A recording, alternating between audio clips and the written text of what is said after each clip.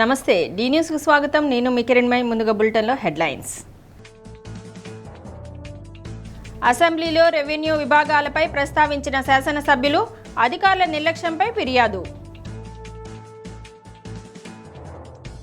రావణ వాహనంపై భక్తులకు దర్శనమిచ్చిన మల్లన్న. ప్రభుత్వం తరపున పట్టు వస్త్రాలు సమర్పించిన దేవాదాయ శాఖ మంత్రి ఆనం రామనారాయణ రెడ్డి. ఉత్సాహంగా ఏపీ బార్ కౌన్సిల్ ఎన్నికలు. ఒంగోలు కోర్టు ఆవరణలో ప్రకాశం జిల్లా న్యాయవాదులకు పోలింగ్. అమరావతిలో జరుగుతున్న అసెంబ్లీ బడ్జెట్ సమావేశాల్లో 0 అవర్లో సభ్యులు రెవెన్యూ అంశాలు, అధికారుల నిర్లక్ష్యం తదితర అంశాలను సభ దృష్టికి తెచ్చారు. దీనికి రెవెన్యూ మంత్రి అనగాని సత్యప్రసాద్ సమాధానమిస్తూ, సీఎం చంద్రబాబు ఆదేశాలతో ఇప్పటికే పలుమార్లు రెవెన్యూ అంశాలకు సంబంధించిన వివాదాల పరిష్కారానికి పలు చర్యలు చేపట్టామని, సభ్యులు లేవనెత్తిన అంశాలను దృష్టిలో ఉంచుకొని సీఎం దృష్టికి తీసుకువెళ్లి పరిష్కారం చేస్తామన్నారు. శాసనసభ్యులు గోరంట్ల బుచ్చయ్య చౌదరి, ధూళిపాళ్ల నరేంద్ర కుమార్, కందుల నారాయణ రెడ్డి, ఏలూరి సాంబశివరావు, డాక్టర్ ఒగ్న నరసింహారెడ్డి తమ జిల్లాలలో, నియోజకవర్గాలలో గత ప్రభుత్వంలో భూముల అన్యాక్రాంతం, అక్రమ రిజిస్ట్రేషన్లు, రెవెన్యూ రికార్డుల ట్యాపరింగ్ తదితర అంశాలపై జరిగిన ఘోరమైన తప్పిదాలను 2 ఏళ్లుగా ఇప్పటి అధికారులు కూడా ఉదాసీనంగా ఉంటున్నారని, ప్రభుత్వానికి చెడ్డ పేరు వస్తుందని అన్నారు. రాష్ట్రంలోని 175 నియోజకవర్గాల్లో అత్యంత ప్రధానమైన ఈ రెవెన్యూ అంశాలను సీఎం చంద్రబాబుతో చర్చించి పదే సమస్యలు పునరావృతం కాకుండా చూడాలని స్పీకర్ అయ్యన్న పాత్రుడు రెవెన్యూ మంత్రి అనగాని సత్యప్రసాద్కు సూచించారు. సుమారు 1100 ఫైళ్లకు వస్తే 100 ఫైళ్లు పరిష్కరించి పక్కన పడేశారు అధ్యక్ష. రైతులందరూ ఈ రోజు కూడా మా ఇళ్ల చుట్టూ, ఆఫీసుల చుట్టూ తిరుగుతా ఉన్నారు అధ్యక్ష. మాకు ఇంతవరకు పరిష్కారం కాలే. మా పొలాల వాళ్ళు కబ్జా చేశారు, మా స్థలాలు కబ్జా చేశారు, మా భూములు పెట్టించారు అని చెప్పి ఇబ్బంది పెట్టేటువంటి పరిస్థితి అధ్యక్ష.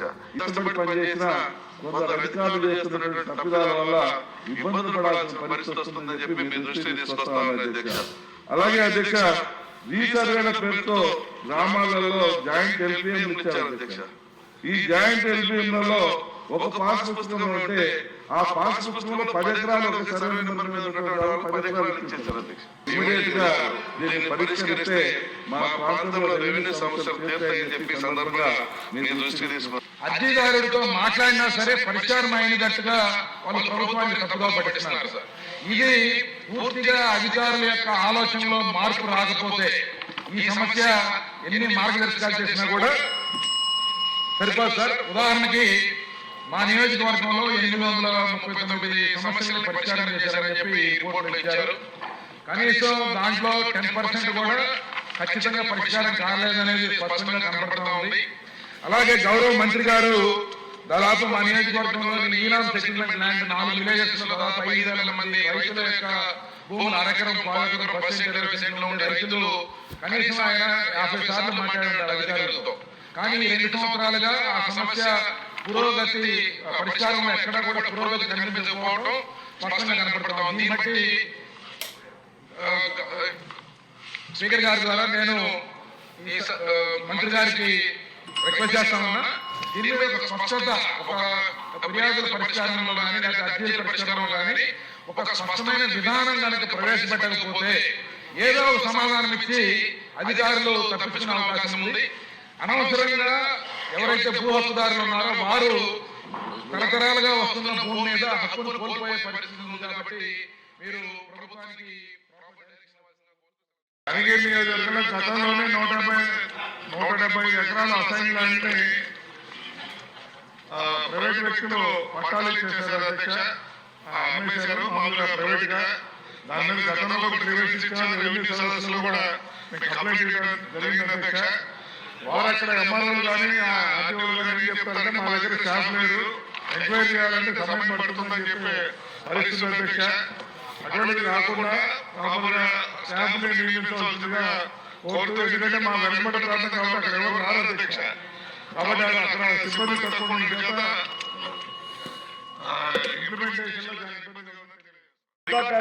లో ఎవరైతే చేశారో నాకు తెలిసిన వెంటనే వారికి యాక్షన్ తీసుకోవడం కూడా జరుగుతూ ఉంది అధ్యక్ష. అవన్నీ కూడా వ్యక్తిగతంగా పర్సనల్ ఉంటే మా దృష్టికి తీసుకొస్తే తప్పకుండా మేము సాల్వ్ చేస్తాం అధ్యక్ష. మరి ముఖ్యంగా అయితే నరేంద్ర కుమార్ గారు చెప్పారు అధ్యక్ష, ఫ్రీ హోల్డ్ గురించి. ఫ్రీహోల్డ్ గురించి అధ్యక్ష మేము ప్రత్యేక శ్రద్ధ పెట్టాం అధ్యక్ష, దానికి జీవో వేసాం అధ్యక్ష. ఈ ఫ్రీహోల్డ్ అవ్వచ్చు, ఇనామ్ అవ్వచ్చు, దాని మీద ఫైనాన్స్ మంత్రి గారితో పాటు అలాగే ఎంఐయుడి మంత్రి గారు నారాయణ గారితో పాటు ఎండోమెంట్స్ మినిస్టర్ గారు, లా మినిస్టర్ గారు, ఇండస్ట్రీస్ మినిస్టర్ గారితో పాటు జీవో వేసాం అధ్యక్ష. ఫ్రీహోల్డ్ లో కూడా అంటే అకార్డెన్స్ టు లా ఎలా జరిగినాయి, నాన్ అకార్డెన్స్ విత్ లా ఎలా జరిగింది అనే లక్ష్యంతో కూడా అంటే డిఫరెన్షియేట్ చేసి అవన్నీ కూడా సత్వరంగా మేము పరిష్కరించే దిశగా వెళ్తా ఉన్నాం అధ్యక్ష. అలాంటి ఉంటే కూడా వాళ్ళు కూడా చెప్తే ఎక్కడ అన్యాక్రాంతంగా పేదవాడికి తప్పు జరిగితే వాళ్ళకి న్యాయం చేద్దాం లక్ష్యంతోనే గౌరవ ముఖ్యమంత్రి ఎప్పటికప్పుడు ప్రతి నెల కూడా దీని మీద మాకు మీటింగ్ పెడతా ఉన్నారు. ఏపీ హైకోర్టు అదనపు న్యాయమూర్తిగా బాలాజీ మెడమల్లి ప్రమాణ స్వీకారం మొదటి కోర్టు హాల్లో ఏర్పాటు చేసిన కార్యక్రమంలో హైకోర్టు ప్రధాన న్యాయమూర్తి జస్టిస్ ధీరజ్ సింగ్ ఠాకూర్ ఆయనతో ప్రమాణం చేయించారు. న్యాయమూర్తిగా బాలాజీ నియామకంపై రాష్ట్రపతి ద్రౌపది ముర్ము జారీ చేసిన ఉత్తర్వులను హైకోర్టు రిజిస్ట్రార్ జనరల్ పార్థసారథి వినిపించారు. ప్రమాణం చేసిన అనంతరం జస్టిస్ రవినాథ్ తెలహరితో కలిసి పలు కేసుల్లో వాదనలు విన్నారు. జస్టిస్ బాలాజీ రాకతో హైకోర్టు న్యాయమూర్తుల సంఖ్య 33కు చేరుకుంది. ప్రమాణ స్వీకారోత్సవానికి హైకోర్టు న్యాయమూర్తులు, జస్టిస్ బాలాజీ కుటుంబ సభ్యులు, న్యాయవాదులు, ఏజీ దమ్మాలపాటి శ్రీనివాస్, అదనపు ఏజీ సాంబశివ ప్రతాప్, పిపి మొండా లక్ష్మీనారాయణ, అదనపు సొలిసిటర్ జనరల్ చెల్లా ధనుంజయ, హైకోర్టు న్యాయవాదుల సంఘం ఇన్ఛార్జ్ అధ్యక్షుడు రఘువీర్, కోర్టు సిబ్బంది పాల్గొన్నారు. జస్టిస్ బాలాజీకి పలువురు న్యాయవాదులు, బంధువులు, శ్రేయోభిలాషులు అభినందనలు తెలిపారు.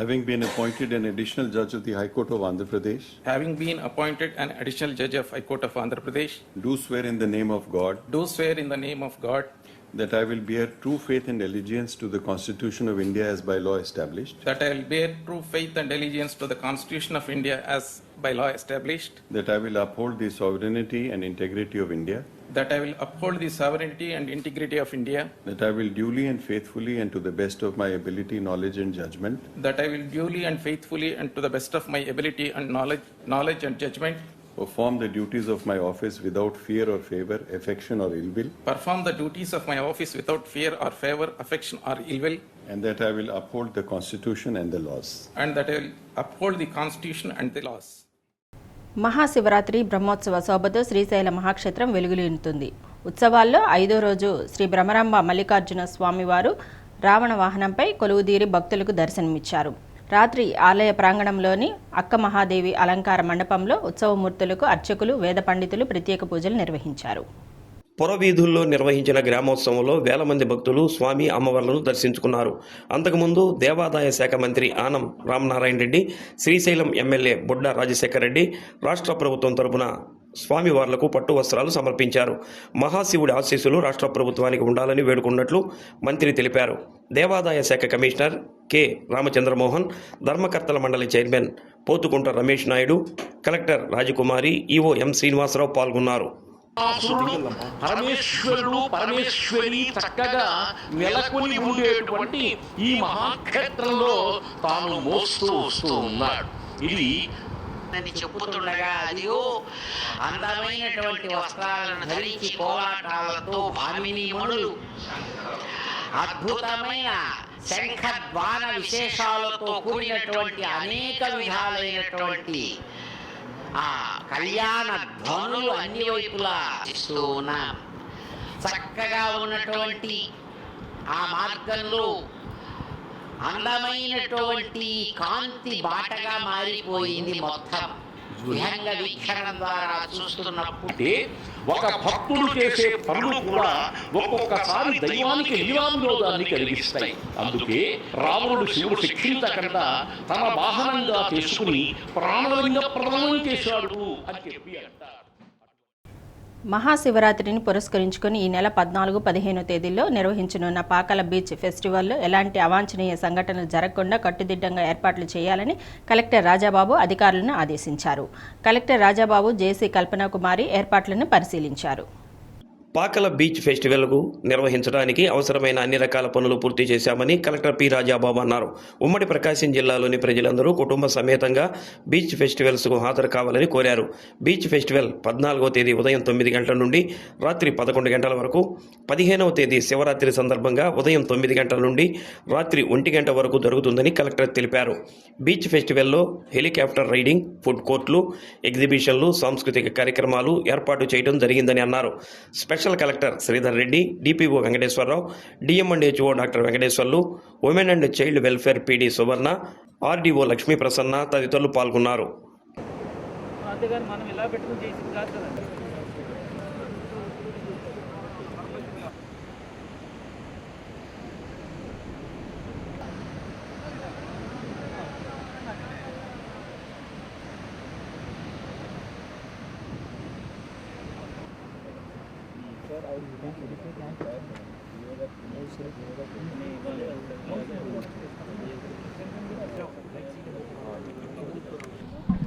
బాబు ఇక్కడ బ్యారికేడింగ్ ఇస్తుంది ఎవరు? తగ్గితే పర్లేదు, కార్పేజ్ తర్వాత బ్లడ్ వచ్చేస్తుంది, తెగిపోతాయి కదా.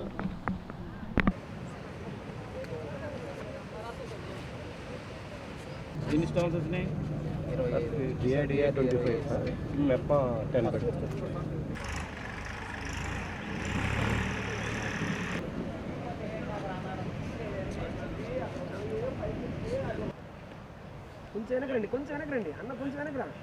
పాకాల బీచ్ ఫెస్టివల్ 14-15 తారీఖు ఉంది. ఇంకా జస్ట్ 1 డే మాత్రమే ఉంది. ఇక్కడ ఏర్పాట్లన్నీ కూడా దాదాపు పూర్తయినవి. సో ఇక్కడ పనులు ఎలా జరుగుతున్నాయి, ఏమేమి స్టాల్స్ అయితేనేమి, తర్వాత అమ్యూజ్మెంట్ ఏరియా, అలాగే మనకి ఈ వాటర్ స్పోర్ట్స్, ఇవన్నీ కూడా ఎక్కడెక్కడ ఇన్స్టాల్ చేశారనే దాని మీద ఒక ఇన్స్పెక్షన్ కానీ నేను జాయింట్ కలెక్టర్ గారు ఇక్కడికి రావడం జరిగింది. ఇక్కడ అన్ని ఏర్పాట్లన్నీ కూడా దాదాపు పూర్తయినాయి. రేపు మిగిలినవన్నీ కూడా రేపు మార్నింగ్ కల్లా కంప్లీట్ చేస్తామని చెప్పారు. సో ఆఫీసర్స్ అందరూ కూడా ఇక్కడ డిప్లాయ్ చేయడం జరిగింది. రేపటి నుంచి ఆఫీసర్స్ అందరూ కూడా వాళ్ళకి డెసిగ్నేటెడ్ ప్లేసెస్లో వాళ్ళు డిప్లాయ్ అయి ఉంటారు. సో మంచి ఆహ్లాదకరమైనటువంటి వాతావరణం ఇక్కడ ఈ ఏరియాలో ఉంది. So I hope that this festival is going to be a big success, and the people of Prakasam district and erstwhile Prakasam district will enjoy like anything. And a lot of sports are there, and also celebrities kuda vastunaru 14th and 15th.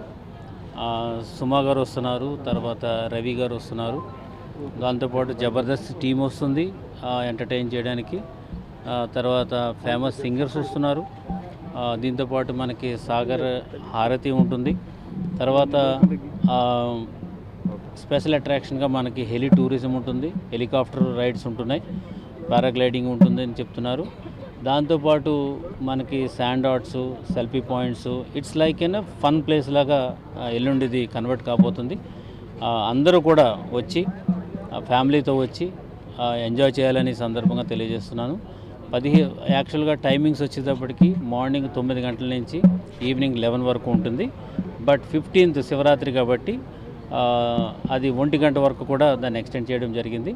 చాలామంది శివరాత్రికి ఇక్కడికి జనరల్గా బీచ్కి వస్తారు. వాళ్ళతో పాటు ఎక్కువ crowd వస్తుందని కూడా మనం ఎక్స్పెక్ట్ చేస్తున్నాము.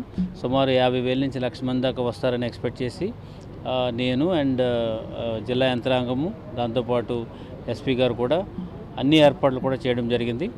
తర్వాత ఇక్కడ రోడ్ అంటే అరైవల్ వచ్చేదానికి అండ్ డిపార్చర్ అయ్యేదానికి కూడా 1 వే పెట్టడం జరిగింది. పాకాలని వచ్చే రోడ్డు ఓళ్లపాలెం మీదుగా మళ్ళీ రిటర్న్ అనేది ఉంటుంది కాబట్టి ట్రాఫిక్ ఇష్యూస్ ఏమీ లేవు. తర్వాత లక్కీలీ ఇక్కడ చాలా మంచి స్పేస్ ఉంది. ఆ స్పేస్ వల్ల మనకి పార్కింగ్ ఫెసిలిటీ కూడా బాగా ఉంది. తర్వాత ఎవరైనా సరే నైట్లో ఉండాలి, ఒక రోజు ఉండాలనుకున్న వాళ్ళకు కూడా కొన్ని రూమ్స్ ఇక్కడ మనం ఏర్పాటు చేసాము. ఆ రూమ్స్లో కూడా వాళ్ళు ఉండొచ్చు. ఇది ఫుడ్ కోర్ట్ కూడా ఉన్నాయి కాబట్టి భోజనం కూడా ఇక్కడ ఉంటుంది. సో అన్నీ కూడా సరసమైన ధరలు, అంటే ఏమి ఎగ్జాబరెంట్ రేట్లు లేకుండా సింపుల్ ప్రైసెస్తో ఇవన్నీ కూడా ఏర్పాటు చేశాము. ఏపీ రాష్ట్ర బార్ కౌన్సిల్ ఎన్నికలు ఒంగోలు జిల్లా కోర్టు ఆవరణలో 10 గంటల 30 నిమిషాలకు ప్రారంభమయ్యాయి. రాష్ట్ర బార్ కౌన్సిల్ 23 పోస్టులకు గాను 143 మంది అభ్యర్థులను పోటీలో ఉన్నారు. ఒంగోలు బార్ కౌన్సిల్ సభ్యులు 100 పైచిలుకు పై ఉన్న అందులో జూనియర్లను తీసేస్తే 600 పైచిలుకు ఓట్లు ఇక్కడ అవకాశం ఉంది. ఎన్నికలు రాజకీయ పార్టీల వాతావరణంలో ఎన్నికల ప్రచార ప్రక్రియ జరిగింది. కోర్టు బయట ప్రచార ఫ్లెక్సీలతో నిండిపోయింది. హైకోర్టు నుంచి పోటీ చేసిన అభ్యర్థుల తరపున ఏజెంట్లు సాధారణ ఎన్నికల ప్రచారం లాగానే షమియానాలను ఏర్పాటు చేసుకొని ప్రచారం సాగిస్తున్నారు. ఉదయం 10:30 పోలింగ్ ప్రారంభం కాగా ఓటింగ్ ప్రక్రియ నెమ్మదిగా సాగింది. బార్ అసోసియేషన్ సభ్యులు న్యాయవాది బొద్దులూరి రామాంజనేయులు ప్రకాశం జిల్లా నుంచి పోటీలో ఉన్నారు. తనను గెలిపించాలని కోరుతూ న్యాయవాదులను అభ్యర్థిస్తున్నారు. వామపక్ష పార్టీల అభ్యర్థులు, తెలుగుదేశం, వైసీపీకి చెందిన అభ్యర్థులు పోటీలో ఉండటంతో వారి తరపున ప్రతినిధులు ఓటర్లను అభ్యర్థిస్తూ ప్రచారం నిర్వహిస్తున్నారు. పోలింగ్ కేంద్రంలో సీసీ కెమెరాలతో నిఘా ఏర్పాటు చేశారు. 143 మంది అభ్యర్థులు పోటీలో ఉంటూ పోస్టల్ బ్యాలెట్ భారీగా ముద్రించారు. నచ్చిన అభ్యర్థికి ఓటు వేసేందుకు 1, 2, 3 అని అక్షరాలతో రాస్తేనే ఓటు చెల్లుతుందని, లేకుంటే ఓటు చెల్లదని ప్రచారం చేస్తున్నారు. జిల్లా కోర్టు ఆవరణలో జరుగుతున్న పోలింగ్ ప్రశాంతంగా సాగుతుంది. ఒక్కొక్క ఓటరు తన ఓటు ప్రాధాన్యతను 5 మందికి నమోదు చేయవచ్చు.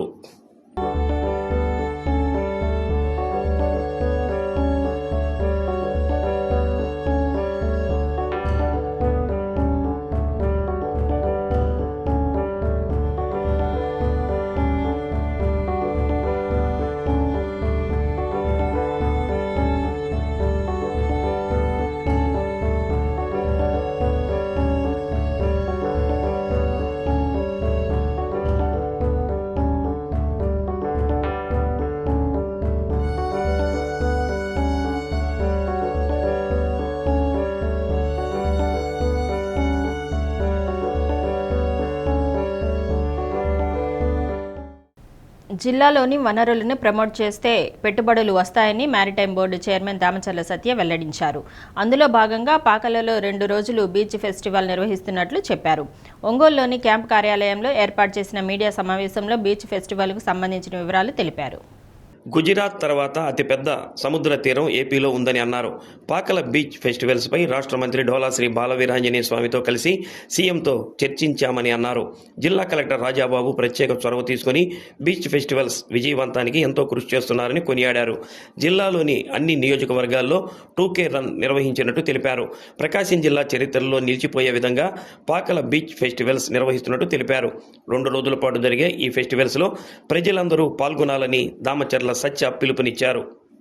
రేపు 14, 15వ తారీఖున ప్రకాశం జిల్లాలోని మన కొండేపి నియోజకవర్గంలో ఈ పాకల బీచ్ ఫెస్టివల్ చాలా ఘనంగా నిర్వహించబోతా ఉన్నాం.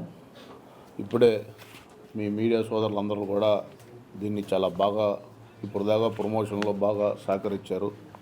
ముందుగా మీ అందరికి కూడా ప్రత్యేక ధన్యవాదాలు కూడా తెలియజేస్తూ ఉన్నా.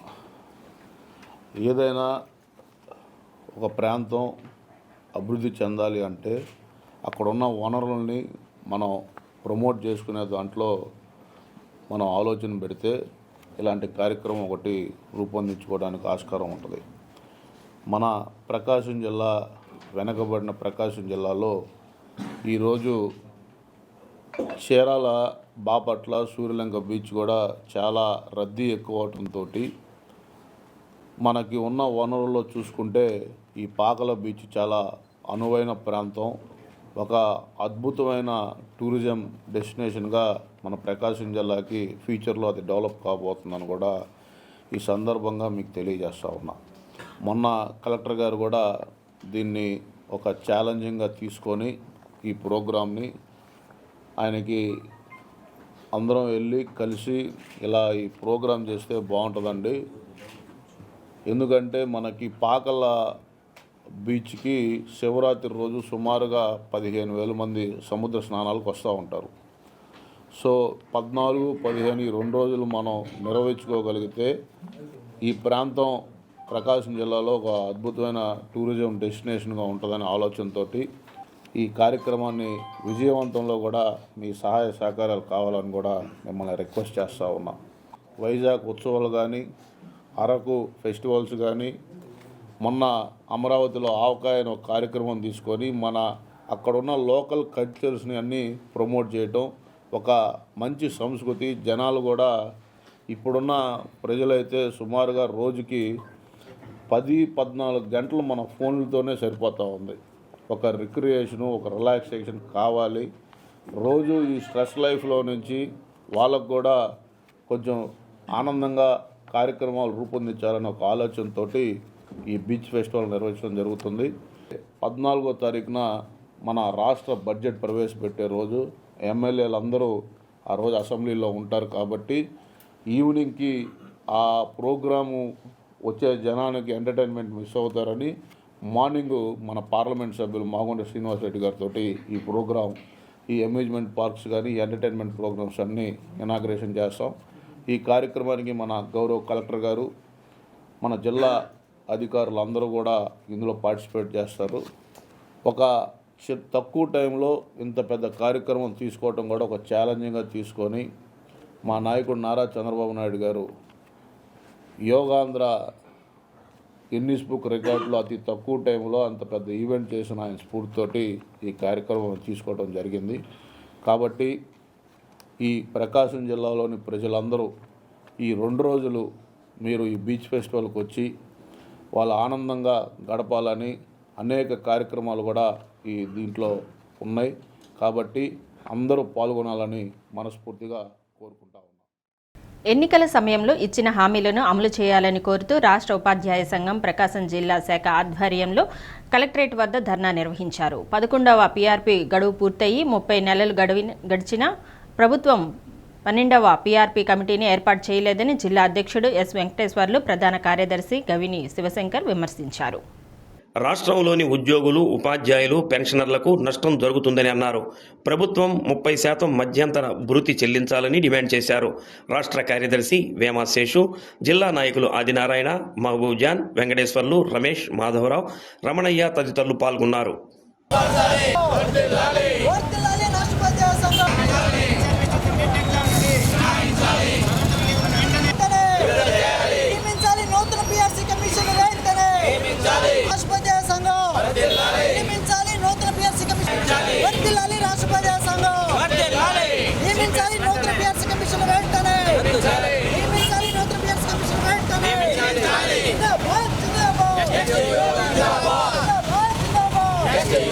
రావాల్సినటువంటి ఆర్థిక బకాయిల కొరకు నూతన పీఆర్సీ కమిటీని ఏర్పాటు చేయమని, పీఆర్సీ కమిటీ రిపోర్ట్ వచ్చేలోపు 30% ఉద్యోగ ఉపాధ్యాయులకు మధ్యంతర భృతిని అమలు చేయాలని చెప్పేసి 3 దశల్లో భాగంగా రాష్ట్ర ఉపాధ్యాయ సంఘం రాష్ట్ర కమిటీ పిలుపు మేరకు నిరసన చేపడుతూ ఉన్నాం.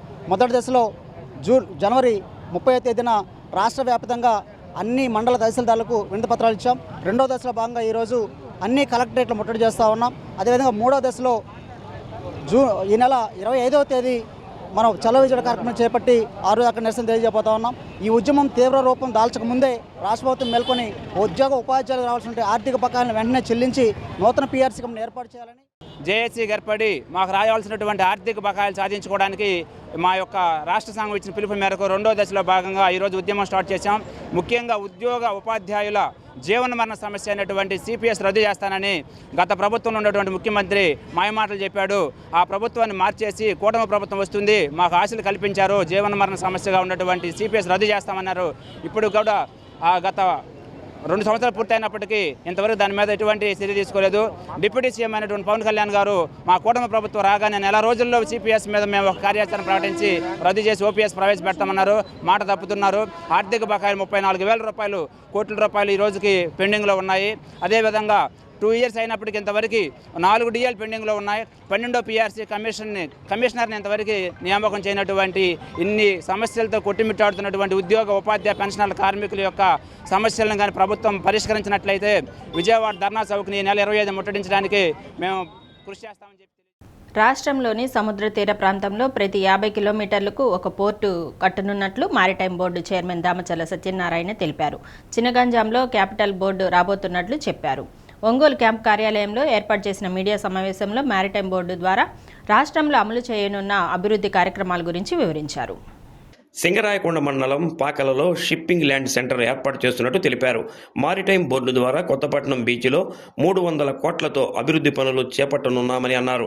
సీఎం చంద్రబాబు నాయుడు అన్ని రాష్ట్రాల కంటే ముందుగా తీసుకున్న మారిటైమ్ పాలసీ కారణంగా షిప్ బిల్డింగ్, క్లస్టర్, మ్యానుఫ్యాక్చరింగ్ కంపెనీలు రాష్ట్రానికి వస్తున్నట్లు దామచర్ల సత్య తెలిపారు.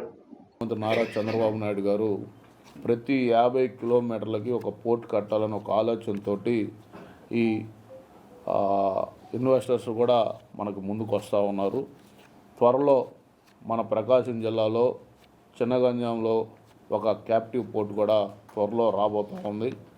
అలాగే పాకల దగ్గర ఒక ఫిషింగ్ ల్యాండ్ సెంటర్ కూడా త్వరలో రాబోతూ ఉంది. మ్యారిటైమ్ బోర్డు ద్వారా సుమారుగా మొన్న మీరు వైజాగ్ ఈ ఇండస్ట్రియల్ సబ్మిట్లో కూడా 1,20,000 కోట్లు పెట్టుబడులు ఈ యొక్క మ్యారిటైమ్ బోర్డుకు రావడం జరిగింది. ఎంఓయూలు రాబోయే రోజుల్లో ఈ ఆంధ్ర రాష్ట్రానికి భారతదేశంలో గుజరాత్ తర్వాత రెండోది అతి పెద్ద సముద్ర తీరం, 1053 కిలోమీటర్ల సముద్ర తీరం మన ఒక ఆంధ్ర రాష్ట్రానికే ఉంది. భవిష్యత్తులో ఈ మ్యారిటైమ్ ఒక అద్భుతంగా పెద్ద గేమ్ చేంజర్ కాబోతూ ఉంది. మ్యారిటైమ్ పాలసీ ఆయన అందరికంటే ముందుగా, అన్ని రాష్ట్రాల కంటే ముందుగా ఈ మ్యారిటైమ్ పాలసీ తీసుకొని రావటం, చాలామంది ఇన్వెస్టర్స్ ఇప్పుడు అతి త్వరలో దుగ్గిరాజపట్నం పోర్టు దగ్గర కూడా ఈ షిప్ బిల్డింగ్ ఇండస్ట్రీలు కూడా క్లస్టర్స్ రాబోతూ ఉన్నాయి.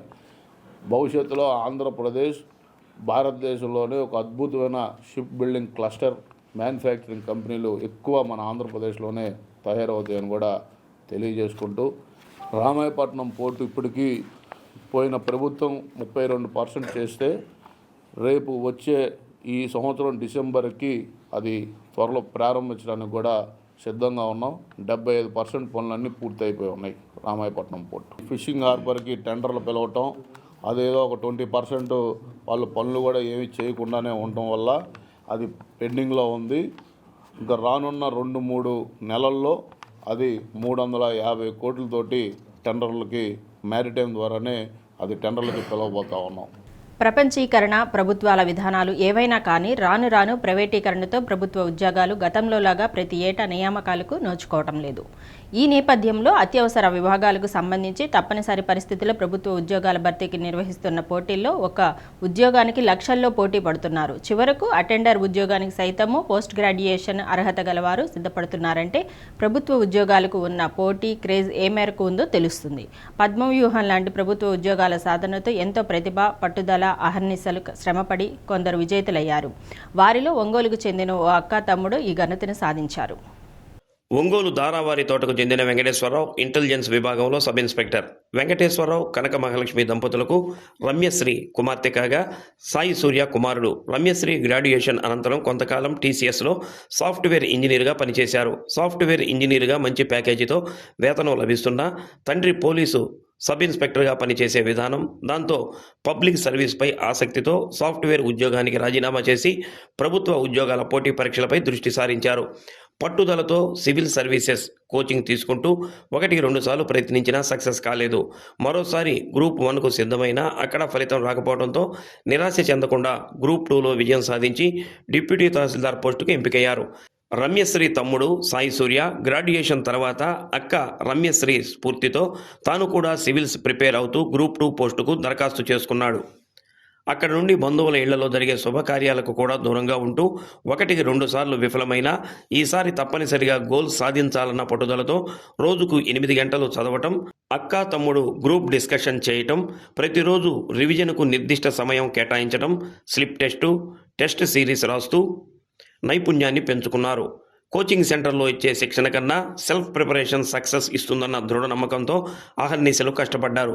ఇటీవల విడుదలైన గ్రూప్ ఫలితాల్లో అక్క రమ్యశ్రీ డిప్యూటీ తహసీల్దార్ పోస్టు సాధించగా తమ్ముడు సాయి సూర్య తొలి ప్రయత్నంలోనే ఎక్సైజ్ సబ్ ఇన్స్పెక్టర్గా ఎంపికయ్యారు. సాయి సూర్య చిన్ననాటి నుంచి తండ్రితో కలిసి పోలీస్ ట్రైనింగ్ కాలేజీకి వెళ్లటం, యూనిఫామ్ సర్వీస్పై మక్కువ ఉండటంతో తనకు ఇష్టమైన విభాగంలో సబ్ ఇన్స్పెక్టర్గా ఎంపిక కావడం పట్ల ఆనందోత్సాహాలు వ్యక్తం చేశారు. తల్లిదండ్రుల ప్రోత్సాహం, బాల్యం నుండి గ్రాడ్యుయేషన్ వరకు విద్యాబుద్ధులు నేర్పిన గురువుల ఆశీస్సులు వెరసి ప్రభుత్వ ఉద్యోగం సాధించాలన్న తపనతో విజయం సాధించినట్లు అక్క తమ్ముడు తెలిపారు. అయితే ఇంతటితో తృప్తిగా లేదని, తమ లక్ష్యం సివిల్స్ అని, మరింత పట్టుదల, కృషితో ఖచ్చితంగా సాధిస్తామన్న ఆత్మవిశ్వాసం కనబరుస్తున్నారు. వారి కోరిక ఫలించాలని, తప్పనిసరిగా సోదర సోదరీమణులు ఇద్దరు సివిల్స్లో మంచి ర్యాంకు సాధించి వావ్ ఒంగోలియన్స్ అనిపించుకునేలా లక్ష్యాన్ని చేరుకోవాలని ఆకాంక్షిద్దాం. రీసెంట్గా రిలీజ్ అయిన ఏపీఎస్సీ గ్రూప్ 2 రిజల్ట్స్లో డిప్యూటీ తహసీల్దార్గా సెలెక్ట్ అవ్వడం జరిగింది. నేను బీటెక్ చేసిన తర్వాత కొన్ని రోజులు కార్పొరేట్ కంపెనీ అంటే టీసీఎస్లో సాఫ్ట్వేర్ ఇంజనీర్గా వర్క్ చేశాను. ఆ తర్వాత పబ్లిక్ సర్వీస్ మీద ఉన్న ఇంట్రెస్ట్తో కార్పొరేట్ జాబ్ వదిలేసి యూపీఎస్సీ ప్రిపరేషన్ స్టార్ట్ చేశానండి. ఆ తర్వాత కొన్ని యూపీఎస్సీ అటెంప్ట్స్ ఇవ్వడం కూడా జరిగింది, కొన్ని మెయిన్స్ కూడా జరిగింది, అలాగే గ్రూప్ 1 మెయిన్స్ కూడా జరిగింది. బట్ కొన్ని ఫెయిల్యూర్స్ తర్వాత ఫైనల్గా ఈసారి రిలీజ్ అయినటువంటి గ్రూప్ 2 రిజల్ట్స్లో డిప్యూటీ తహసీల్దార్గా సెలెక్ట్ అవ్వడం జరిగింది. ఫైనల్గా పబ్లిక్ సర్వీస్లోకి ఎంటర్ అవుతున్నందుకు చాలా హ్యాపీగా అనిపిస్తుంది. 5 to 6 ఇయర్స్గా ప్రిపరేషన్ అనేది జరుగుతూ ఉంది కన్సిస్టెంట్గా. మధ్యలో ఫెయిల్యూర్స్ కూడా వస్తూ ఉంటాయి. గివప్ ఇవ్వకుండా, ఫెయిల్యూర్స్కి భయపడకుండా కన్సిస్టెంట్గా ప్రిపేర్ అవ్వడం, ఎక్కువగా రివిజన్ చేయడం, అలాగే టెస్ట్ సిరీస్ రాయడం, వాటి వల్ల స్కిల్ పెంచుకుంటూ ఇంకా ప్రాక్టీస్ ఎక్కువగా చేస్తూ అలా రావడం జరిగిందండి. రీసెంట్గా రిలీజ్ అయిన ఏపీఎస్సీ గ్రూప్ 2 రిజల్ట్స్లో మా సిస్టర్కి డిప్యూటీ తహసీల్దార్ వచ్చింది, నాకు ఎక్సైజ్ ఎస్ఐగా సెలెక్షన్ వచ్చింది. ఇట్లా రావటం మాకు చాలా హ్యాపీగా ఉంది. నా గ్రాడ్యుయేషన్ అయిన తర్వాత నుంచి నేను సివిల్స్కి ప్రిపేర్ అవుతూ ఉన్నాను. తర్వాత గ్రూప్ 2 నోటిఫికేషన్ రావడంతో నేను గ్రూప్ 2 ప్రిపేర్ అవడం స్టార్ట్ చేశాను. చాలా హ్యాపీగా ఉంది. సివిల్ ఎస్ఐ సివిల్ కూడా నేను రాశాను, నాకు అక్కడ 10 మార్క్స్తో మిస్ అయింది. కానీ ఇక్కడ ఎక్సైజ్ ఎస్ఐ రావటం అనేది నాకు చాలా హ్యాపీగా అనిపిస్తుంది. చిన్నప్పటి నుండి పీటీసీ గ్రౌండ్స్లో చూడటం అదంతా కూడా మేము ఫైనల్లీ ఇక్కడికే రావటం మాకు చాలా హ్యాపీగా అనిపిస్తుంది. వస్తుందని ఎక్స్పెక్ట్ చేసాం కానీ ఖచ్చితంగా ఇదే అనేది స్టిక్ ఆన్ అయ్యలేము. ఎందుకంటే అది మనకి మైండ్ ఫ్రీగా ఉంటుందని చెప్పి ఇదే అని ఏది అనుకోలేదు. ఓవర్ ద ఇయర్స్ అది ఫెయిల్యూర్ చూడటం వల్ల మన మైండ్ ఫ్రీగా ఉంచుకోవడానికి ఎక్కువ ఎక్స్పెక్టేషన్స్ పెట్టుకోకుండా ఉంటే మంచిది. డాడీ కూడా చాలా హ్యాపీగా ఫీల్ అయ్యారు. వాళ్ళు ఇన్స్పెక్టర్ అనే మాట వినటం కానీ, వాళ్ళు ఇట్లా ఎక్సైజ్ వాళ్ళని చూడటం కానీ, సివిల్ అవన్నీ కూడా ప్రెషర్తో కూడుకుని ఉన్నాయి కాబట్టి ఎక్సైజ్ చేస్తే కూడా ఇది ఒక మంచి ఆపర్చునిటీ లైఫ్లో గ్రో అవ్వడానికి అనిపించింది. మా పిల్లలిద్దరూ కూడా గ్రూప్ 2లో సెలెక్ట్ అయి ఉన్నారు. ఆ అమ్మాయి డిప్యూటీ తహసీల్దార్గా సెలెక్ట్ అయింది, అబ్బాయి ప్రొబేషన్ అండ్ ఎక్సైజ్ దానిలో ఎస్ఐగా సెలెక్ట్ అయి ఉన్నాడు. వాళ్ళు కూడా మేమంతా మాకు కావాల్సిన 10 రూపాయల డబ్బులు వాళ్ళకి ఇయటమే తప్ప వాళ్ళ కృషి, వాళ్ళ పట్టుదలతోనే వాళ్ళు ఇది చేస్తున్నారు. మేముగా వాళ్ళకి ప్రత్యేకించి తీసుకున్న శ్రద్ధ ఏం లేదు. వాళ్ళ ఇంట్రెస్ట్ వాళ్ళు ఇది చేస్తాను అంటే సరే చేయండి మేము చెప్పటము, ఫైనాన్షియల్గా సపోర్ట్ చేయటము. లేదు మేము కూడా ఏంటంటే ఏదన్నా ఒక చిన్న ఫంక్షన్కి వెళ్ళాలి, ఇది చేయాలన్నా కానీ వాళ్ళు కూడా బయటకు వచ్చి ఉండేవాళ్ళు కాదు. మేము కూడా ఏంటంటే వాళ్ళ గురించి మేము ఒక్కళ్ళే వెళ్ళేసి మళ్ళీ ఏదన్నా ఎక్కడికన్నా వెళ్ళినా దగ్గర మళ్ళీ ఎమ్మడుతున్నారు, ఎట్లా ఏ పిల్లలు ఏం చేస్తున్నారు, ఎట్లాగో వాళ్ళకు భోజనం ఏంటని చెప్పేసి అలా కొద్దిగా మేము చేసినవి అవే తప్ప ఎడ్యుకేషన్ పరంగా మేము చేసినది లేదు. వాళ్ళు ఇది చేస్తాను అంటే మీకు నమ్మకం ఉంటే ఏదైనా చేయండి, మేము సపోర్ట్ చేస్తామని చెప్పాం తప్ప వాళ్ళని ఏది కూడా ఇదొద్దు ఇది చెయ్యండి, ఎడ్యుకేషన్ పాయింట్ ఆఫ్ వ్యూలో మేము ఏది కూడా ఎక్కడ కూడా రిస్ట్రిక్షన్ పెట్టలేదు. ఇంకా మా పిల్లలు కేవలం అసలు గవర్నమెంట్ జాబ్సే రావాలి, మేము మంచి ఆఫీసర్లు అవ్వాలని అది ఒక్కటే వాళ్ళ కోరిక. ఇంకా దానికోసం అని చెప్పేసి వాళ్ళు చాలా అసలు బాగా స్ట్రెస్ అయ్యారండి. 6 years నుంచి పాప అయితే ఇంకా బాగా ప్రిపేర్ అయ్యింది, ఎన్నో ఎగ్జామ్స్ రాసింది. ఇదిగో వస్తుంది అదిగో వస్తుంది అని చాలా ఆశపడి ఎన్ని ఫెయిల్యూర్స్ అండి, చాలా బాధపడింది. ఇంకా ఆఖరికి రిజల్ట్ రావడం మాకు చాలా బాగుంది. చాలా అంటే ధైర్యం చెప్పేవాళ్ళు, మీకు కొంచెం టైం పడుతుంది అని మనం ముందే అనుకున్నాం కదా, ఏం పర్లేదు ఈసారి అయిపోతే నెక్స్ట్ సారి కంపల్సరీ ఉంటారు అని చెప్పేసి చాలా చెప్పేవాళ్ళము. ఇంకా అవన్నీ ఇంకా ఏదో ఒకటి మాట్లాడుతూ పిల్లలకి ధైర్యం చెప్తూ ఇంకా ఎక్కువ బాబా గుడికి వెళ్తాం ఎక్కువ. ఇంకా గుడికి తీసుకెళ్ళడం, కాసేపు కొంచెం తనకి మార్పుగా ఉండడం కోసం ఏదో ఒకటి అటు ఇటు తిప్పడం అట్లా చేసేదాన్ని. అంతకుముందు ప్రతిరోజు గుడికని అట్లా అన్నీ వెళ్ళేదాన్ని నేను.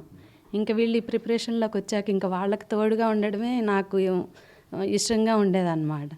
ఇంకా వేటికి నేను అసలు వెళ్ళేదాన్ని కాదు ఈ 5 ఇయర్స్ నుంచి. మా విజయం వెనక ప్రధాన పాత్ర మీదే అని చెప్పి తల్లిదండ్రులు అని చెప్పి అంటున్నారు. మీకు ఎలా ఉందమ్మా? అంటే మనం తల్లిదండ్రులు అంటే ఎవరైనా పిల్లలు చదువుతామంటే ఎవరైనా చదివించడానికి రెడీగానే ఉంటారు. మనదేం లేదండి, వాళ్ళు కష్టపడ్డారు. ఇప్పుడు ప్రజెంట్ ఏముంది, పేరెంట్స్ బాగా పిల్లలు ఎవరు చదివినా కూడా చదివించడానికి రెడీగానే ఉన్నారు కదా. వీళ్ళు బాగా కష్టపడి చదువుకున్నారు, బాగా శ్రద్ధ పెట్టి చదువుకున్నారు, పట్టుదల పట్టారు, అంతా కృషి చేశారు బాగా. ఎంతసేపు గవర్నమెంట్ జాబ్ చేయాలి, ప్రజలకు సేవ చేయాలి అనే ఉద్దేశం గల వాళ్ళు వీళ్ళు. అందుకే మేము వ్యవసాయం చేస్తాం. మాకు బాగా సంతోషంగా ఉందండి. ఇద్దరికి ఒకసారి జాబ్స్ వచ్చేసరికి మాకు బాగా సంతోషం. ఇంటికి వచ్చినప్పుడు చదువుకుంటానే ఉండేవాళ్ళు పద్దాకా. భగవంతుడి దయ వస్తుంది, ఎవరు అదో భగవంతుడి దయ మనదే ఉందని అనుకునేవాళ్ళం.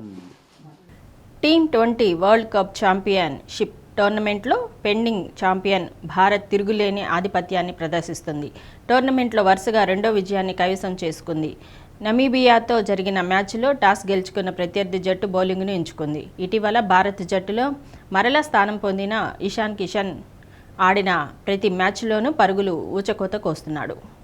ఈ మ్యాచ్లో నమీబియా జట్టుపై 24 బంతుల్లో 61 పరుగులు రాబట్టాడు. ఇక ఆల్రౌండర్ హార్దిక్ పాండ్యా కళ్ళు చెదిరే షాట్లతో 28 బంతుల్లో 52 పరుగులతో పాటు 21 పరుగులిచ్చి 2 వికెట్లు పడగొట్టాడు. వరుణ్ చక్రవర్తి, అక్షర్ పటేల్ స్పిన్ మాయాజాలంతో పసికోన నమీబియాను ముప్పతిప్పలు పెట్టారు. మొదట భారత్ 9 వికెట్ల నష్టానికి 209 పరుగులు చేసింది. నమీబియా బౌలర్లు యారాస్మస్ అద్భుతమైన బౌలింగ్తో 20 పరుగులిచ్చి 4 వికెట్లు తీశాడు. చేజింగ్లో భారత్ బౌలర్ల దాటికి 18.2 ఓవర్లలో 116 పరుగులకే నమీబియా ఆలౌట్ అయింది. బ్యాటింగ్, బౌలింగ్లో మెరుపులు మెరిపించిన Hardik Pandya player of the match award లభించింది. డాషింగ్ బ్యాట్స్మెన్ సూర్యకుమార్ యాదవ్ బృందం తర్వాత మ్యాచ్ ఆదివారం చిరకాల ప్రత్యర్థి పాకిస్తాన్తో కొలంబోలో ఢీకొననుంది. And there's no one way back there, I promise you. That's huge. That is massive. That is absolutely incredible shot. He does it anyway. He doesn't get the same amount of timing, but he will get the same result. And you said just before the over started that at that time. Do not fear failure. And add another 6 to that by the look of it. Or not. Yes, just. There were a few nerves. Freiling was pretty close. Well, he won't get 6, but he's hit 4 in the over and he'll get a boundary. What a power play for Ishan Kishan. What a power play for him. That's 100 up. The fastest team 100. 104 for 1. Or that. Although he might get lucky early. Yes, he does. He picks up a wicket first ball. Just one. But that'll be the type of delivery he will receive from time to time. What a shot. What a shot. We've seen some fantastic shots throughout the evening so far. Not too many better than that one. You can't do much better than that. Just thinking of that last over, it went for 5 singles in a leg bar. Length. Spot on perfect. Just a little bit too much width and doesn't carry.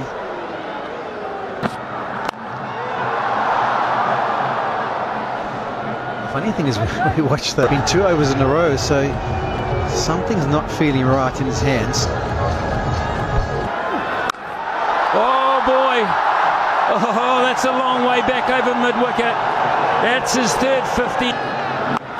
Takes the pace off it a wee bit.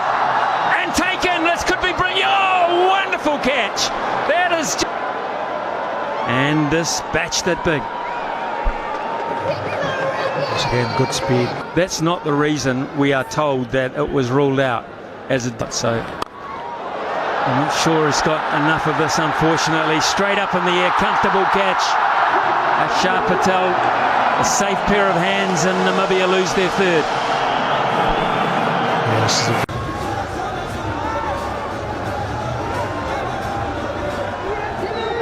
Per over. And as always, Varun Chakravarti is proving to be a bit of a... Bolam straight through. He's got 3 now, and he's ripping the heart out of Namibia's fight. Well, that's what I mean. I mean, you've just come into bat. Where do you think you're going to be able to...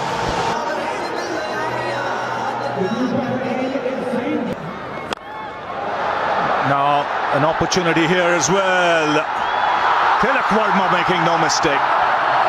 Losing their way here in Namibia. Bulletin ముగించే ముందు headlines. అసెంబ్లీలో revenue విభాగాలపై ప్రస్తావించిన శాసనసభ్యులు, అధికారుల నిర్లక్ష్యంపై ఫిర్యాదు. రావణ వాహనంపై భక్తులకు దర్శనమిచ్చిన మల్లన్న, ప్రభుత్వం తరపున పట్టు వస్త్రాలు సమర్పించిన దేవాదాయ శాఖ మంత్రి ఆనం రామనారాయణ రెడ్డి. ఉత్సాహంగా ఏపీ బార్ కౌన్సిల్ ఎన్నికలు, ఒంగోలు కోర్టు ఆవరణలో ప్రకాశం జిల్లా న్యాయవాదులకు పోలింగ్. డి న్యూస్లో నేటి మాట. మంచి ఉద్దేశాలు కలవారు ప్రమాణాలు మాత్రమే చేస్తారు, మంచి వ్యక్తిత్వం కలవారు మాత్రమే వాటిని నిలబెట్టుకుంటారు.